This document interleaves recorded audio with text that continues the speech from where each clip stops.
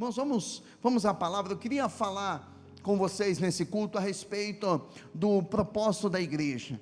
Eu quero usar um texto da palavra de Deus para fundamentar a nossa fala, para gerar em nós uma consciência daquilo que nós já temos, porque muitos de nós estamos buscando algumas coisas que Ele já nos deu. Às vezes estamos buscando uma unção que já está em nós. Às vezes estamos buscando uma cura que já está disponibilizada a nós. Às vezes estamos buscando algo em alguém ou de alguém que na verdade nós já deveríamos estar oferecendo isso para uma outra pessoa. Então a igreja, entenda a igreja como o ajuntamento dos filhos, como a reunião daqueles que entenderam e compreenderam a vontade do Senhor, o chamado de Deus, que corresponderam, o chamado à salvação, e estão reunidos para adorar a Ele. Entenda, igreja, dentro dessa ótica, dessa perspectiva. Mas aqui em Lucas capítulo 10, a partir do verso 25, um especialista da lei, ele vai procurar Jesus. Diz assim: certo dia, um especialista da lei se levantou para pôr Jesus à prova com essa pergunta: mestre, o que preciso fazer para herdar a vida eterna?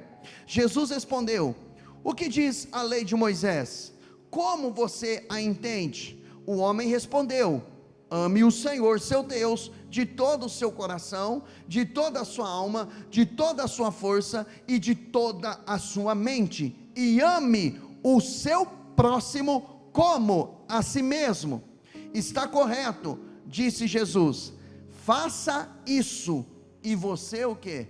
Viverá.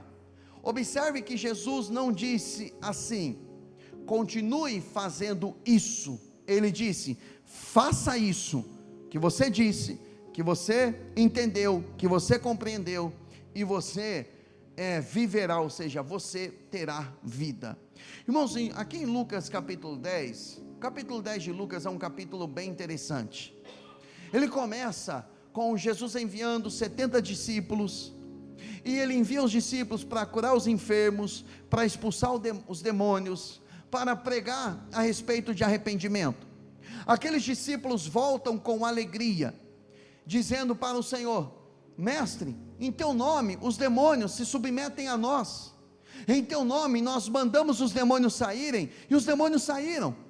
E Jesus, ele disse: olha, vocês têm que se alegrar, não porque os demônios estão se submetendo a vocês, mas porque o nome de vocês está escrito nos céus. No entanto, quando Jesus ele fala dessa forma, ele não estava jogando um balde de água fria nos discípulos, até porque entender a autoridade que nós temos em Cristo Jesus, isso já nos coloca acima de qualquer principado e qualquer potestade, porque o Filho de Deus, os filhos de Deus, a igreja de Cristo Jesus, isso não está imbuído apenas dentro do pastor, de forma alguma. A autoridade ela está nos filhos de Deus. Então, como filhos de Deus, nós temos autoridade para expulsar demônios. Nós temos essa autoridade que foi delegada a nós, e isso precisa ser bem compreendido. Você não precisa ter medo de demônios, você não precisa ter medo de retaliação, você não tem que ter medo de ser atacado pelo inimigo. Você tem que entender que você tem autoridade, e essa autoridade ela está na igreja, porque a igreja ela é o corpo de Cristo, e Cristo ele é o cabeça. Então Jesus ele fala: olha, mas não se alegrem com isso, se alegrem porque o nome de vocês está escrito nos céus. Depois que Jesus ele fala isso para os discípulos, ele começa a agradecer o Pai, dizendo assim, e a Bíblia fala que ele foi tomado pela alegria do Espírito Santo, foi tomado pela alegria do Espírito Santo. Ele disse: Pai, Senhor dos céus e da terra, eu te agradeço porque escondestes essas coisas aos que se consideram sábios e inteligentes, e as revelastes aos que são como crianças. Sim, porque foi do teu agrado fazê-lo assim. Então ele diz para eles não se alegrarem por isso, mas se alegrarem pelo nome dele está escrito nos céus. E agora a alegria do Espírito Santo veio até eles. Por quê?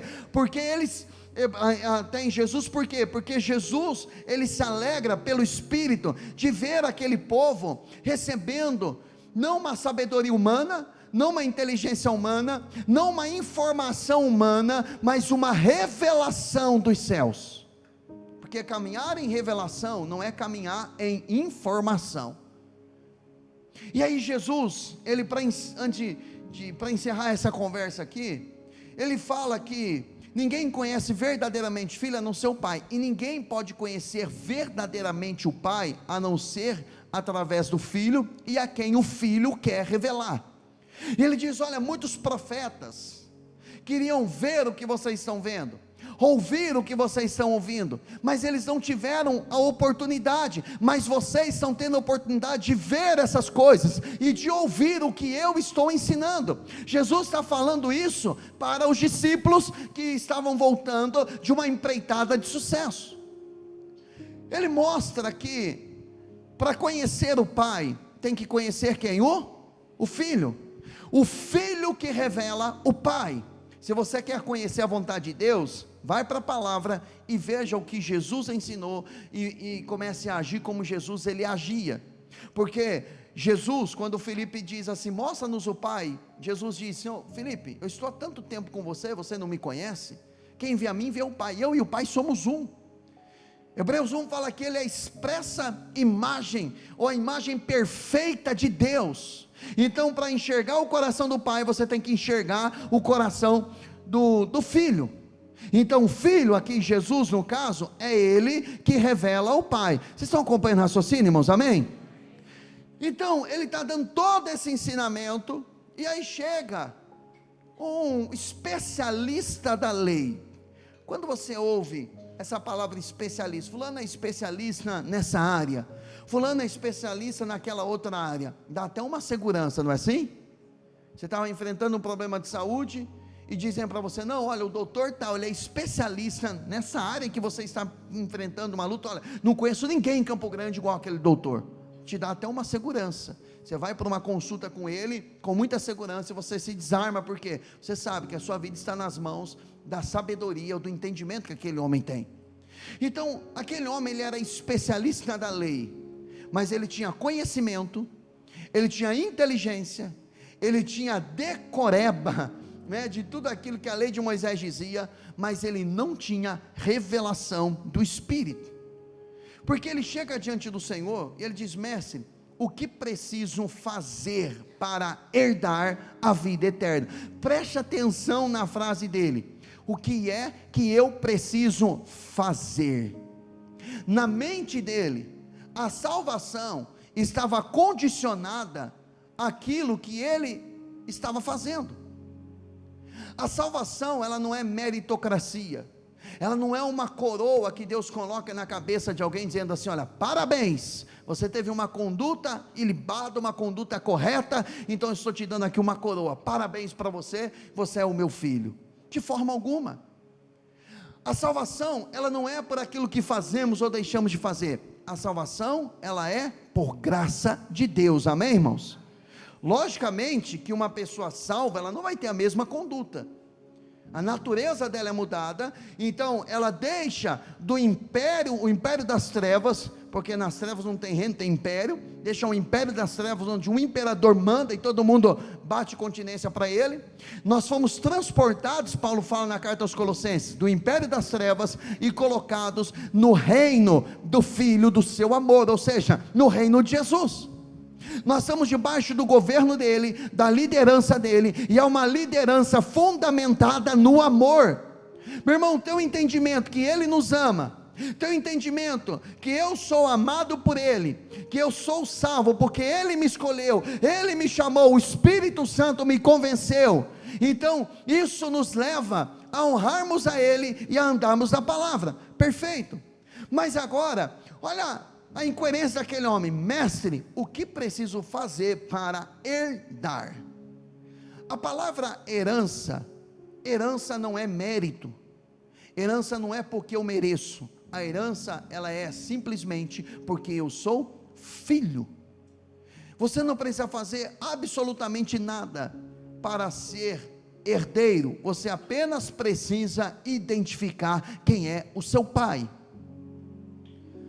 O que o meu pai tem, meu pai biológico, não é a herança não é merecimento, a herança é o meu direito.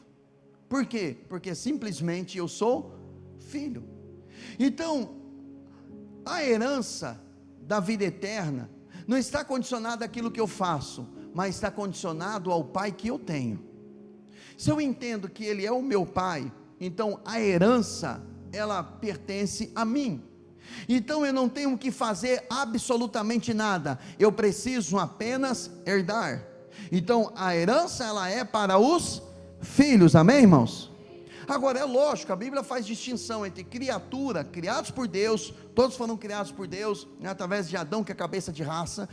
No entanto, a Bíblia fala em João 1,12, mas a todos quantos o receberam, deu-lhes o poder de se tornarem filhos de Deus, a saber, os que creem no seu nome.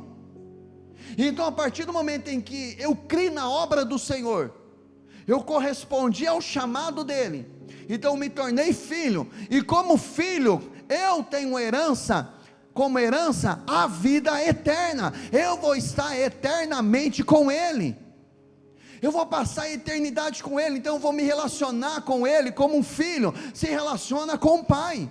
Então aquele homem, ele era especialista na lei, mas ele não tinha revelação. Meu irmão, você caminhar em revelação, que você sabe que você é filho, pelo Espírito que gerou isso no seu coração, meu irmão, ninguém, absolutamente ninguém, consegue colocar uma convicção, de que você talvez vai passar a eternidade longe de Deus, porque isso tem a ver com a sua essência. Não, meu pai me garantiu isso, eu conheço meu pai, eu sei quem é ele, então eu estou na presença dele. Jesus devolve essa mentalidade daquele homem, fazendo uma pergunta: o que é que diz a lei? O que é que a lei diz? E aquele homem disse: olha, amarás o Senhor teu Deus de todo o teu coração, com toda a tua força, com todo o teu entendimento, com toda a sua alma, com toda a sua mente, e ame o seu próximo como a si mesmo. Jesus, ele disse: está correto o que você disse. Quando Jesus ele fala isso, eu acho interessante que o Hernandes Dias Lopes fala sobre esse texto. Ele fala o seguinte, que ele entende que quando Jesus ele faz essa pergunta para aquele homem, a ideia de Jesus era que aquele homem, ao pensar na lei, entender o texto da lei, ele chegasse à consciência: olha, eu não consigo amar a Deus de todo o meu coração, eu não consigo ter essa perfeição que a lei exige, então eu preciso de um Salvador. E ele pediria socorro então para ele, porque ele poderia ter dito: olha, eu tenho que amar a Deus de todo o coração, com toda a minha mente, com toda a minha alma, no entanto eu não consigo amar ele dessa forma. Irmãos, a lei, ela não conseguia salvar ninguém, a lei apenas apontava ao homem a necessidade de um Salvador. Então a ciência, o conhecimento, o entendimento de que você é pecador, de que você precisa de um Salvador, tem que empurrar você para Jesus.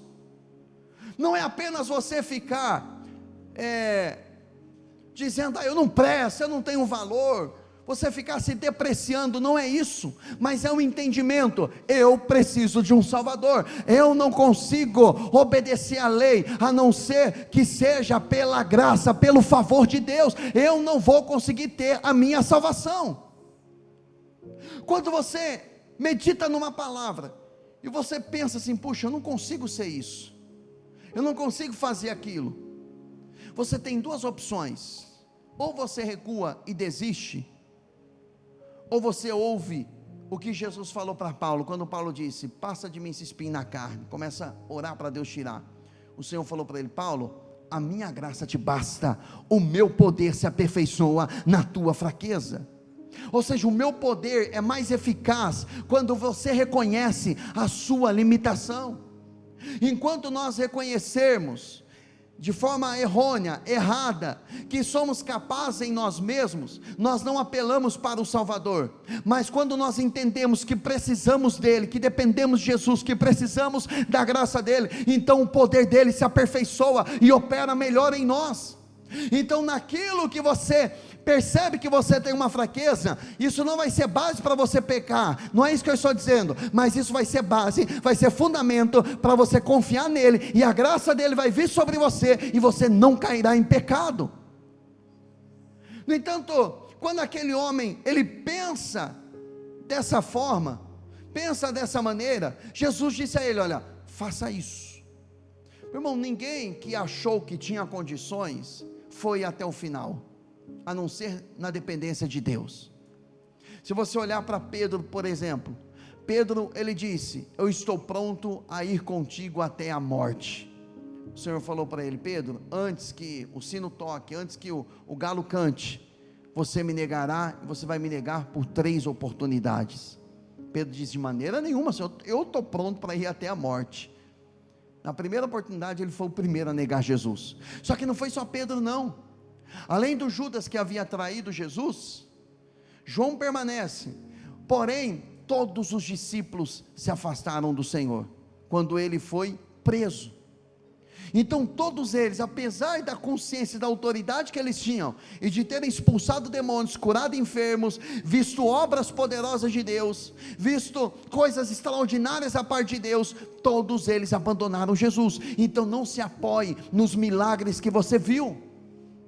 Eu poderia, nesses 25 anos caminhando com Jesus, poderia falar de vários milagres que eu já vi gente levantar de cadeira de rodas, já vi cego, né, de um olho ser curado, já vi pessoas ser cheias do Espírito Santo, já vi gente vomitar câncer, eu já vi muita coisa da parte de Deus, mas eu não posso me apoiar em uma cura, em um milagre, eu não posso apoiar numa transformação que Deus fez na vida de uma pessoa.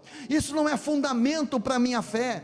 Eu preciso fundamentar a minha vida em Jesus, porque é Ele que vai nortear a minha vida, é Ele que vai nortear o meu coração, porque a partir do momento em que eu me apoio nos demônios que eu expulsei, eu lembro quando eu estava começando na fé, eu tinha um desejo de expulsar demônio que era algo louco, eu até sonhava com isso, eu ficava sonhando, ficava no pé do meu pastor, lá: pastor, eu quero ver uma pessoa manifestada com demônio. Eu nunca vi, a não ser quando via na época Universal, passava na televisão e via lá, mas ver presencialmente, nada. Eu sonhava com isso, acho que tinha tanto desejo que eu ficava sonhando, expulsando demônio, e eu pensava assim: um dia que eu ver um demônio manifestado, eu vou ter a maior fé do mundo, porque o meu entendimento, lógico, eu era novo convertido, era que se eu visse alguma coisa, eu ia conseguir crer mais. Meu irmão, nenhuma fé, ela é aumentada por aquilo que vê, a fé é aumentada por aquilo que você ouve de Deus, da parte de Deus. Então quando você tem esse entendimento, de que você precisa, que você depende da graça dele, você vai amadurecendo na fé, você vai crescendo na fé. Então não se apoie na sua informação, não apoie nas suas experiências, se apoie no que a palavra de Deus diz. Esse homem, ele era especialista, mas ele não conseguia ter essa prática, e aí o homem, querendo justificar suas ações, agora no verso 29, o homem porém, querendo justificar suas ações.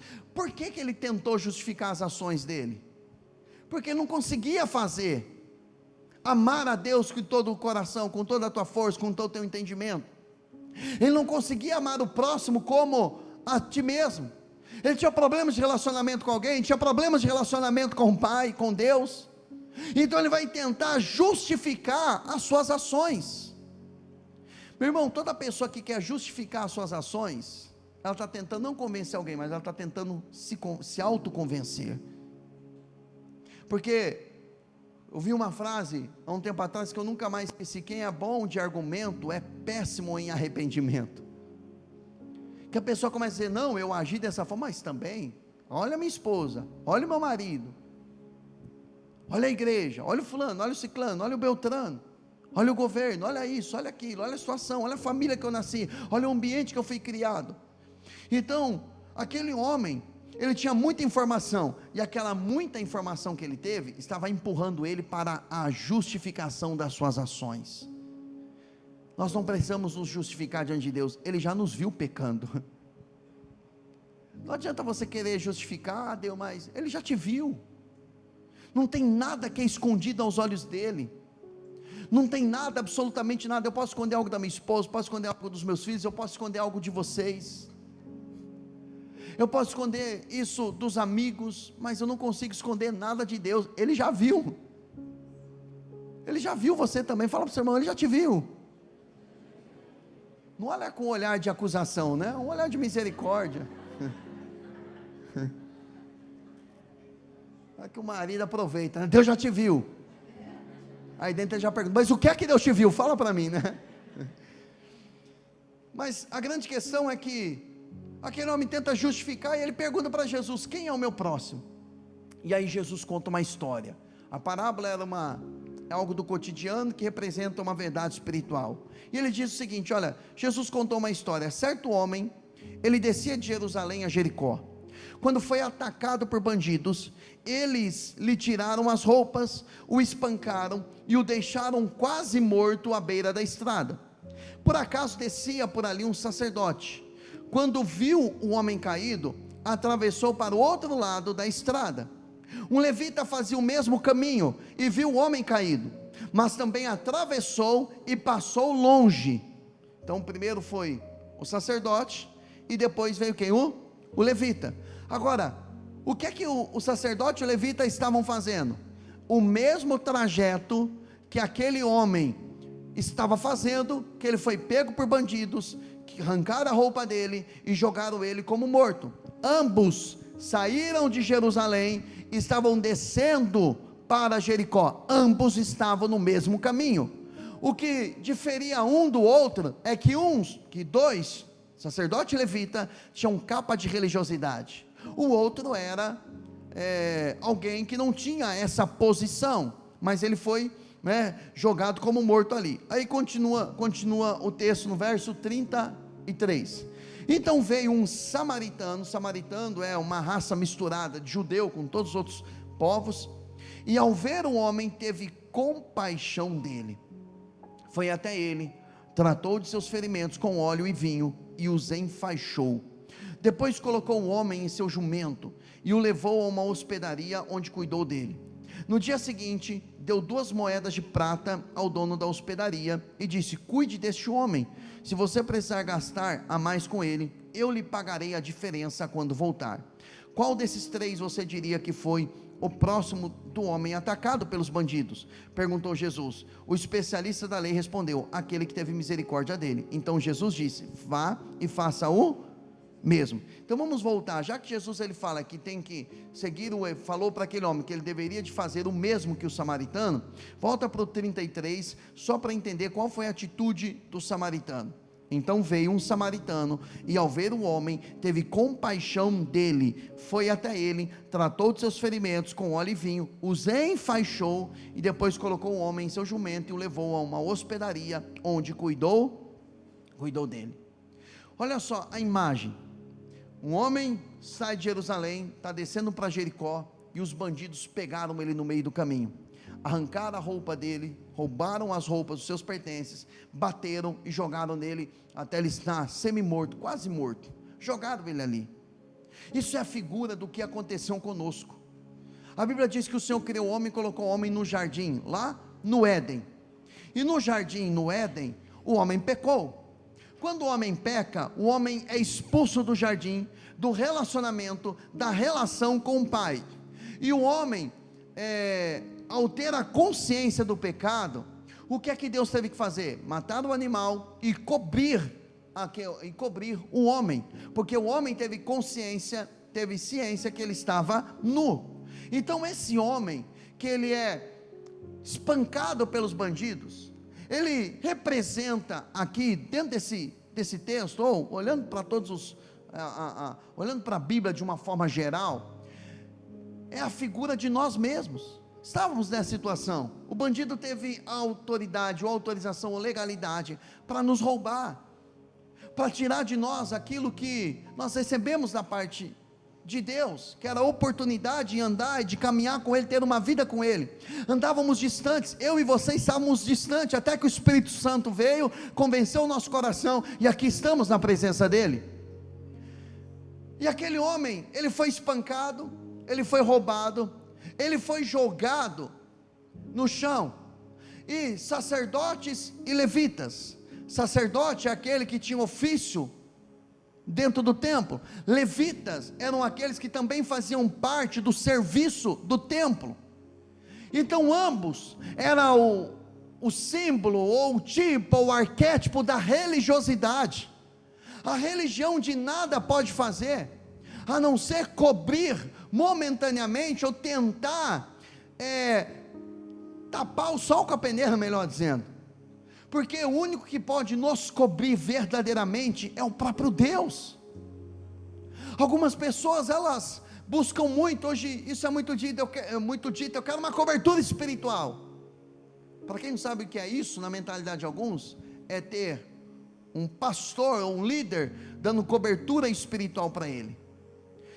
Só que nenhuma cobertura é maior do que o sangue de Cristo sobre a sua vida, do que a unção de Deus sobre você.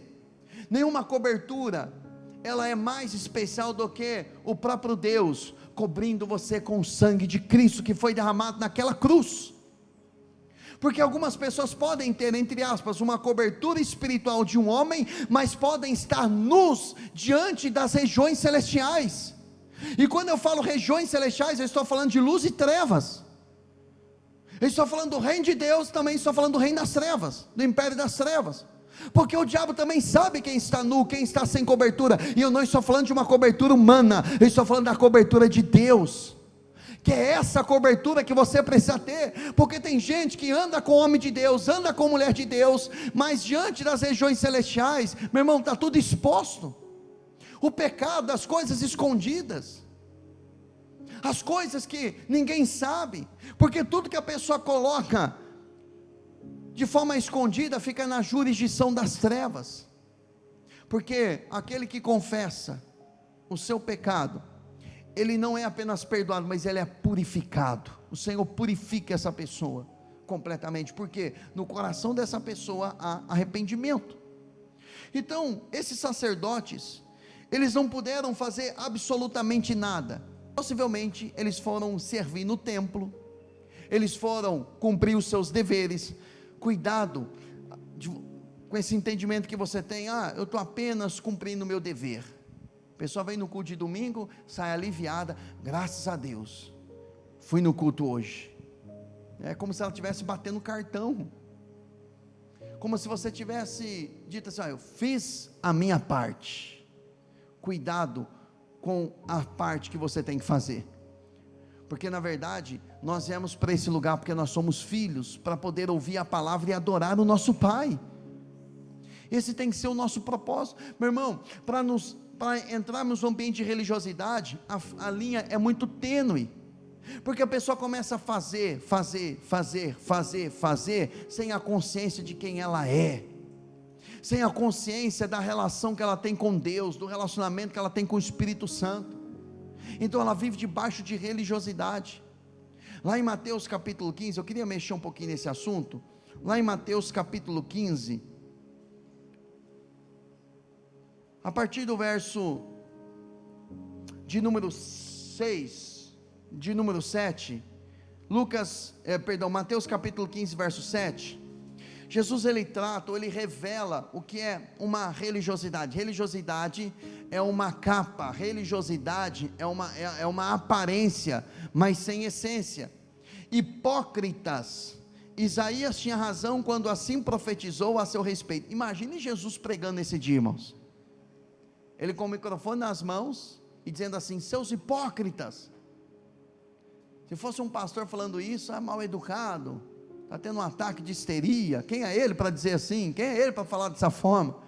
Mas era o próprio Jesus.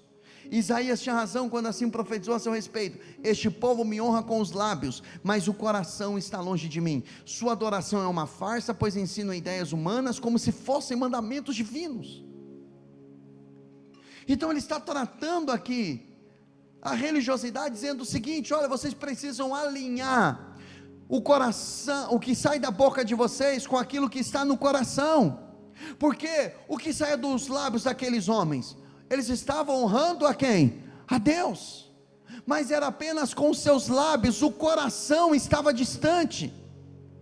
Então os nossos lábios têm que alinhar com aquilo que está no nosso coração, ou melhor dizendo, o coração tem que se alinhar com aquilo que sai dos nossos lábios, porque se dos nossos lábios estão saindo adoração, o nosso coração também tem que expressar essa adoração, de amor a Ele, de consideração a Ele, de adoração a Ele. Diga não à religiosidade, diga: eu não quero isso na minha vida, eu não quero ser um adorador farsante, eu quero ser alguém verdadeiro diante dEle. Se eu tiver que chorar, eu vou chorar, se eu tiver que ficar em silêncio, eu vou ficar em silêncio, eu vou fazer o que tiver que ser feito de acordo com uma revelação dEle, mas com a perspectiva de que eu sou filho dEle, e isso não abro mão. Por quê? Porque aí a salvação é uma herança, porque se eu não tiver entendimento de que eu sou filho, eu vou tentar fazer para comprar a salvação, ou para me eximir das minhas culpas e dos meus pecados, mas quando eu entender, eu sou filho, e a salvação é minha herança, então eu vou fazer com o propósito de agradar a Ele. O Pai falou para Jesus: este é o meu filho amado, que me dá muito prazer. Filho amado é aquele que dá, é aquele que vai praticar ou produzir prazer. Eu não pratico, eu não dou prazer a Deus para ser filho. Eu e você damos prazer a Deus, promovemos o prazer no coração dele, porque já somos filhos. E com o entendimento de que somos filhos, então nós fazemos e agimos da forma correta. Então, a religiosidade, ela é como uma tradição que você aprende. A tradição, não tem a família que diz assim: a tradição da nossa família é essa, a minha família tem essa tradição, veio lá do bisavô, depois passou para o avô, passou para o meu pai, agora está em mim, agora estou passando para os meus filhos. Isso é uma tradição. Então tradição é o que vocês recebem de alguém. Então aquele povo, Jesus estava questionando eles, ou os repreendendo, porque eles estavam seguindo uma tradição, receberam algo dos homens. E o que é que eles receberam? Havia um ensinamento de que, se ao invés de ajudar os pais, eles pegariam aquilo que eles iriam ajudar os pais, e eles entregariam na igreja, e diziam: não, isso aqui é uma oferta ao Senhor, então não preciso mais ajudar meus pais. E Jesus falou: hipócritas, aquele que não honra pai e mãe será executado. Há uma execução para quem não honra, para quem não respeita pai e mãe. Só que por causa da religião, daquilo que eles receberam de alguém, eles estavam fazendo o que era errado. Toda vez que você imita alguém, você se espelha em alguém, você pode estar fazendo algo errado, porque você pode estar imitando algo que você julga que é de Deus, e aquilo que você julgava que era de Deus, com o passar do tempo você vai descobrir que você entrou numa tremenda enrascada. Por que aprender de alguém se você pode aprender com o pai? Se você tiver relacionamento com seu pai, você vai ser parecido com ele. Então, aqueles homens, ambos os três, o sacerdote, o levita e o homem que foi roubado, eles desceram de Jerusalém, saíram de Jerusalém, estavam descendo para Jericó. Essa caminhada de Jerusalém para Jericó, eles tinham que passar por um deserto. Agora, falar de deserto para crente é a coisa mais fácil que tem, né? Nós enfrentamos uma luta, passando um deserto, enfrentando uma dificuldade, mas existem dois tipos de deserto. O deserto que o Espírito te impulsiona para levar, que o Espírito impele você para ir. Se você olhar para o povo de Israel, quando eles passam no deserto, não faltou pão, não faltou carne, não faltou a presença de Deus, não faltou palavra, não faltou provisão, não faltou água. Eles estavam numa dependência diária de Deus, mas não lhes faltou absolutamente nada. Agora, é diferente do deserto que você entra pelas suas escolhas. Aí você decide trilhar um caminho. Aí vai faltar Deus, vai faltar provisão, vai faltar alegria, vai faltar paz. Lembra quando Jesus, voltando lá para Lucas 10, quando Jesus ele se alegra, o Espírito Santo enche o coração dele de alegria, porque o Pai havia revelado coisas para ele. Então, quando o Pai revela coisas para você, você tem alegria no seu espírito. O Espírito Santo, você sente a alegria do Espírito Santo. Meu irmão, isso é sobrenatural. Às vezes você está enfrentando uma luta, uma situação terrível na sua vida, mas dentro de você percebe que tem uma alegria sobrenatural. O que é uma alegria sobrenatural? É que você não tem base de coisas, de pessoas para você se alegrar. Pode estar dando tudo errado na sua vida, mas você sabe que você está fazendo da forma correta, então você tem a alegria do Espírito dentro de você. Mas quando falta ali a alegria do Espírito, pode ser um grande sinalizador que você está trilhando um caminho fora da vontade de Deus, que você está entrando em um deserto que Deus não autorizou ou não direcionou você. Você entrou no deserto como fruto das suas escolhas. Então você decidiu, você escolheu, você tomou uma rota que não deveria. O problema é que o orgulho prende a pessoa na rota errada, porque ao invés de ela fazer o que Jesus falou para determinada igreja, arrependa-te e volta à prática das primeiras obras, ao invés de voltar, a pessoa continua, e quanto mais você gasta a sua energia, você vai indo para cada vez mais dentro do deserto, e começa a faltar absolutamente tudo. Aí a pessoa entra no desespero, começa a murmurar, começa a reclamar de Deus, e ela começa a perguntar: Deus, onde é que está você? Ele vai estar exatamente onde você o deixou. O filho pródigo, quando ele caiu em si, a besteira que ele fez, ele não ficou se lamentando, dizendo: pai, vem cá me buscar. Ele disse: não, eu vou voltar para casa do pai, eu vou voltar para aquela casa. Eu fui para o mundo, eu me afastei, eu deixei as coisas do meu pai. Aí a pessoa volta para a oração, volta para a adoração, volta para a presença, volta a esse ambiente onde a glória de Deus a manifesta. Então a pessoa precisa fazer este caminho.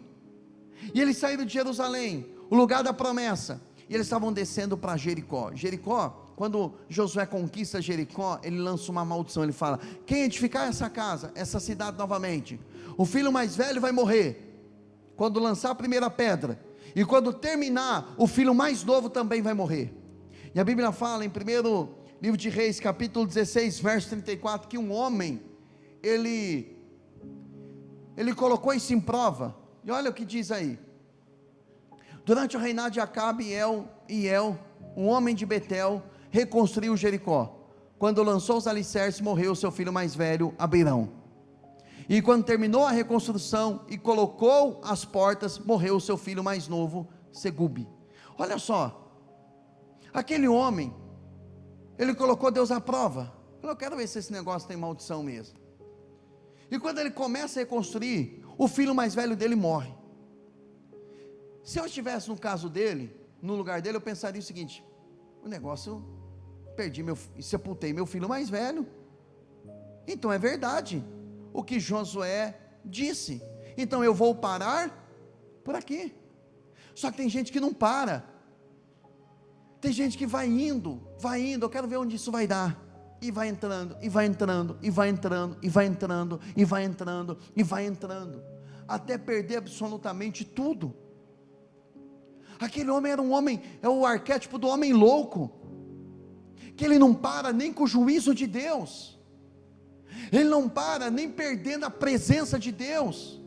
Davi, quando ele pecou, no Salmo 51 ele diz: restitui-me a alegria do teu espírito, aliás, a alegria da tua salvação, restitui-me a alegria da tua salvação. Quando ele percebe o menor sinal da possibilidade de perca da salvação, ele se desesperou. Mas tem gente que se desespera por alguma coisa, ou por alguém que perdeu, mas não está desesperado porque está perdendo a presença.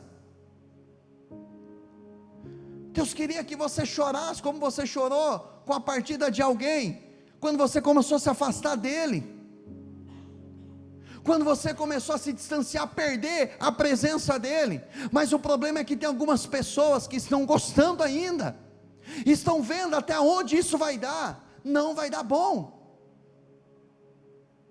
não vai dar certo. Pare, louco, se hoje pedirem a tua alma, para quem a será? O que você tem de mais precioso é a presença dele. Você cantou agora há pouco: eu encontrei o meu tesouro, eu encontrei aquilo que eu precisava, aquilo que eu buscava, o amado da minha alma. A Bíblia fala em Cantares, deixa eu ver se é Cantares capítulo 5, sobre o amado que demorou para abrir a porta. Cantares, deixa eu ver se é Cantares capítulo 5. Esse texto veio no coração agora. Capítulo 5, verso de número 2. Olha o que a amada, que dentro da simbologia, ela representa a igreja. Eu dormia, mas meu coração estava desperto. 5:2. Quando ouvi meu amado bater a porta e chamar: abra a porta para mim, minha amiga, minha querida, minha pomba, minha perfeita, minha cabeça está molhada de orvalho, meu cabelo úmido do sereno da noite. Eu respondi: já tirei a túnica, vou ter de me vestir de novo. Quer dizer, eu vou ter que, ele está batendo na porta, vou ter que colocar a roupa de novo. Já lavei os pés, vou ter que sujá-lo novamente. Meu amado tentou destrancar a porta, e meu coração se agitou. Levantei-me de um salto para abrir a porta ao meu amor. Minhas mãos destilavam perfume, e de meus dedos pingava mirra quando puxei o ferrolho. Abri para meu amado, mas ele já havia o quê? Partido. Meu coração quase parou de tristeza. Procurei por ele, mas não encontrei. Chamei por ele, mas ele não respondeu. Por que não respondeu? Porque era tarde demais. Ele estava batendo a porta. Olha que interessante, o coração dela se agitou dentro dela.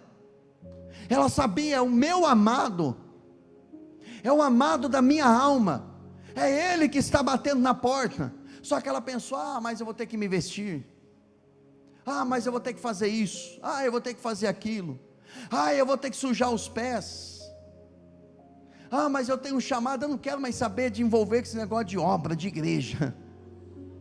A Bíblia diz: quão formoso são os pés dos que anunciam as boas novas.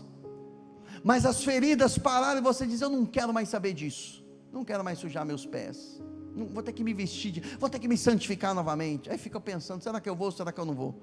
Eu vou porque ele é o meu amado. Só que nessa de pensar se eu vou, eu não vou, aconteceu o que diz Isaías 55:6: buscai o Senhor enquanto está perto, invocai-o enquanto há tempo. A porta está aberta, ele está lhe chamando. Não fique pensando. Você deveria pensar em se acertar com ele tão rápido quanto você pensou para ir para o pecado. Porque às vezes para ir para o pecado a pessoa não vê tempo ruim, não vê dificuldade, não vê problema, mas para se posicionar nele, ela pensa muito. E essa mulher, ela saiu desesperada, mas já era tarde demais. Será que o amado está batendo na porta? Está dizendo: deixa eu entrar, deixa eu me relacionar com você, deixa eu ser tudo que você ama, tudo que você precisa. Eu quero ser esse amado. Ele está batendo na porta. Não demore, não fique pensando: se o meu marido, se minha esposa, se meus filhos, se ele confirmar isso. Para de ficar fazendo um voto de tolo. Deus, se o Senhor curar, se o Senhor libertar, eu prometo que eu vou te servir pela vida inteira. Ele não precisa disso, ele precisa apenas que você faça.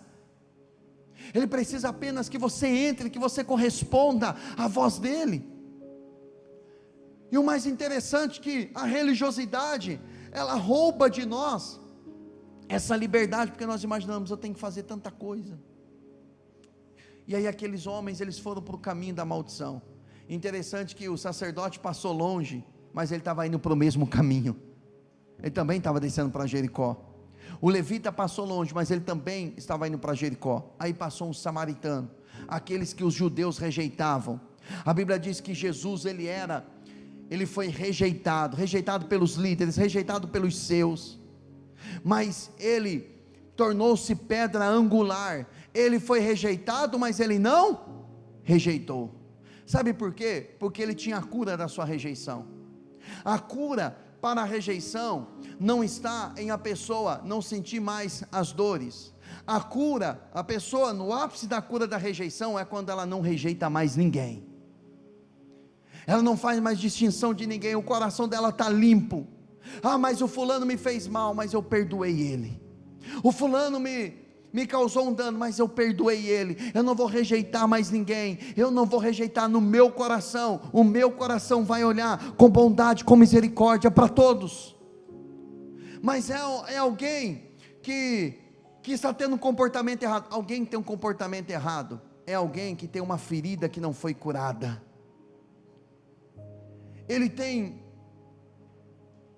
Aconteceu algumas coisas para ele agir dessa forma hoje. Irmão, Deus está nos levando a refletir nessa noite.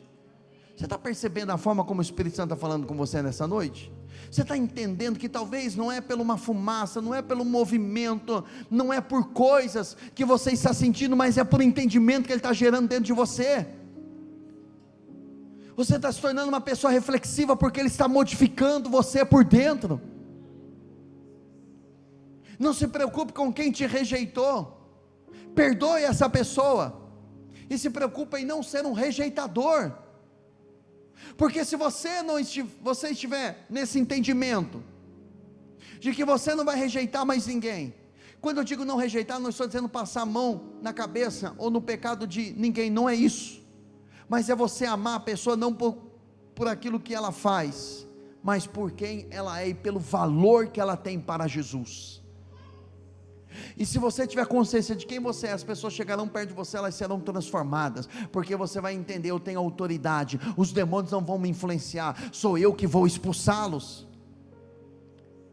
E aquele homem samaritano que era rejeitado, ele pegou aquele homem machucado, ele aplicou óleo e aplicou vinho. Agora o samaritano que foi rejeitado, ele tinha óleo e ele tinha vinho. Por que ele estava levando o óleo e vinho? Quando você entende quem você é, preste atenção nisso para me finalizar nessa parte. Quando você entende quem é você, você compreende que tem um óleo sobre a sua vida, e o óleo, ele tem a finalidade de trazer cura. As pessoas virão até você, e você vai transbordar o óleo que está na sua vida. Agora, o que é que tem a ver tudo isso com o tema da mensagem, o propósito da igreja? Em Tiago capítulo 5, a Bíblia diz assim: está alguém entre vós doente? Chame quem? Os presbíteros. Os presbíteros. Presbíteros eram anciãos. Então ele está falando, o óleo está na igreja organizado, não está na igreja em casa. Porque tem gente que diz o seguinte: eu vou servir Jesus em casa, não preciso da igreja, eu não preciso de um homem liderando. Então, meu irmão, você não tem o óleo que está disponível para a cura. Na verdade, só da pessoa pensar dessa forma já mostra que ela está doente. Não é para você condenar ela, só para você ter um entendimento. Então ele fala: chama os presbíteros na igreja, os anciãos, os maduros na fé. Eles vão orar por você, vão ungir você com óleo. Se tiver cometido pecado, a confissão, e a pessoa vai ser perdoada. E se ela estiver doente, ela vai ser curada. Então há um óleo disponibilizado, sabe onde? Onde a igreja está unida. Agora, esse óleo que está na vida de alguém, é alguém que vai orar por você. Agora, eu não quero que você pense apenas no óleo que está sobre o ancião, mas no óleo que está sobre você, porque à sua volta tem gente caída, à sua volta tem gente ferida, tem gente machucada. Você não precisa apontar: vai lá para a minha igreja, vai lá para o meu pastor. Você tem esse óleo. Se você sentar com a pessoa abrir o coração dela para você, você vai pegar na mão dela e vai dizer: olha, eu vou orar por você, e aquela pessoa, ela vai ser completamente curada. Meu irmão, Deus seja louvado pela psiquiatria, pela psicologia, são ferramentas de Deus, mas tem coisas que só a igreja pode fazer. Tem restauração plena, completa. Isso só é possível através do óleo que desce quando alguém ora por você. Não é corrente de oração, não é campanha de oração. Vamos fazer um círculo, colocar o irmão no meio lá e vamos orar. Pode até fazer um círculo, pode até orar, mas a Bíblia está dizendo assim: uma pessoa que você abrir o coração e orar por você, vai vir um óleo que vai curar você.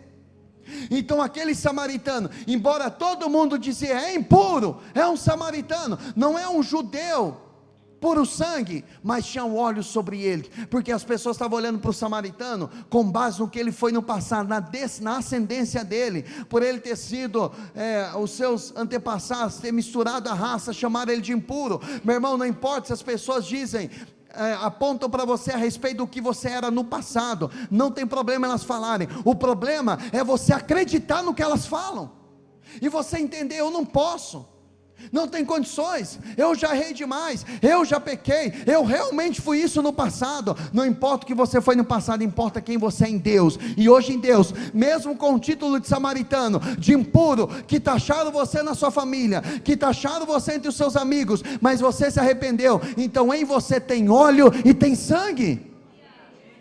Então você pode aplicar o óleo que está em você e curar uma pessoa. Aquela pessoa que está ferida do seu lado, ame ela. Você tem o que aquela pessoa precisa. Mas ele não presta, eu vou me afastar dele. Não, se você se afastar, o óleo também se afasta, porque o óleo está em você. Então o diabo quer colocar inimizade. Por quê? Porque a cura não está lá fora, a cura está aqui dentro.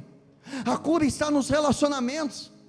O senhor Nemeric, ele diz que fomos feridos nos relacionamentos, e nós somos curados também onde? Nos relacionamentos. Pessoas nos feriram, mas pessoas vão nos curar. Deus vai usar essas pessoas.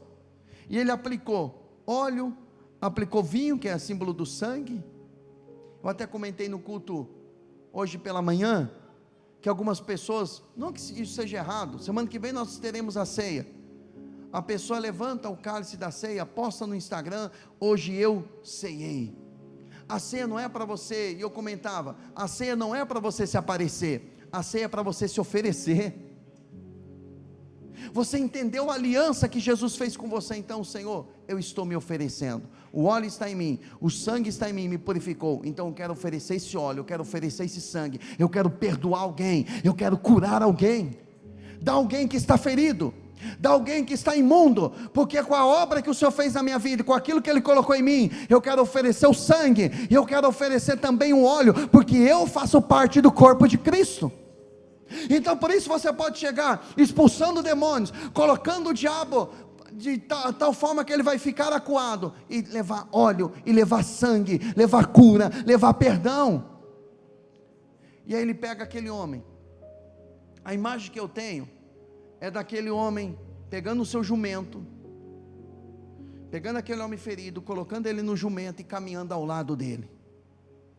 Ele disponibilizou aquilo que ele tinha para levar aquele homem até onde? Até a hospedaria. Isso fala de cristianismo. O próprio Jesus, ele entrou montado em um jumentinho em Jerusalém. Então isso fala da renúncia, de você oferecer aquilo que você tem para alguém, para viabilizar aquela pessoa para a hospedaria, para um lugar onde ela vai ser cuidada. Deus não deu um jumento para você, estou falando do teu marido não, tá? Nem da tua esposa. Deus não deu, voltando para a seriedade aqui. Agora, aquilo que Deus te deu, recursos, sabedoria, habilidade, dons. Em Arquibom que diz que os dons não servem como medalha para nós ostentarmos, mas é para servirmos alguém. Então aquilo que Deus colocou em você é para você servir alguém. Agora, se necessário for, você vai facilitar para aquela pessoa, ainda que você tenha que caminhar. Eu vou deixar de usufruir para que alguém usufrua daquilo que eu tenho, desde que aquela pessoa seja guiada para uma hospedaria. Quando ele chega na hospedaria, ele paga tudo aquilo, todas as despesas daquele homem, e diz: olha, quando eu voltar, se ele dever alguma coisa, eu vou pagar. Meu irmão, que o Senhor confie em nós pessoas para cuidarmos, porque o que Deus colocou em você, eu tenho trabalhado isso no curso de Curados para Servir, que a liderança que Deus nos dá é para duas finalidades. Primeiro, é para o cuidado. Segundo, para o serviço, e não para sermos servidos. Lá fora, o líder é para ser servido. Aqui dentro, a liderança é para servir os demais. Jesus falou, entre a cena, você está no restaurante, o garçom e quem está na mesa, ele disse: eu sou como aquele que está servindo, como o garçom ali. Ou seja, se ele, que é o nosso mestre, nos deu exemplo, imagine nós.